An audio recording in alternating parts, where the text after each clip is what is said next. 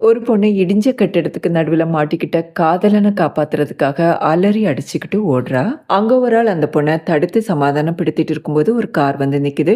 Car door வழியா தன்னுடைய முகத்தை பாக்குற அந்த பொண்ணு ஷாக் ஆகுறா. ஏன்னா அந்த பொண்ணு கார் டோர்ல ரொம்பவே வயசானவ மாதிரி தெரியறா. உண்மையிலேயே அந்த ஆக்சிடென்ட் நடந்து 20 வருஷத்துக்கு மேல ஆயிருக்கும். அவளுடைய காதலனும் அதிர்ஷ்டவசமா உயிர் தப்பி இருப்பான். அதுக்கப்புறம் 2 பேருக்கும் இடையே காதல் வளர்ந்து கல்யாணம் பண்ணிக்கிட்டு ஒரு அழகான ஆம்பளை பையனும் பிறப்பான். ஆனா அந்த பையன் வளர வளர இந்த லேடிக்கு கொஞ்சம் கொஞ்சமா பழைய ஞாபகங்கள் எல்லாம் மறந்து போக ஆரம்பிக்குது.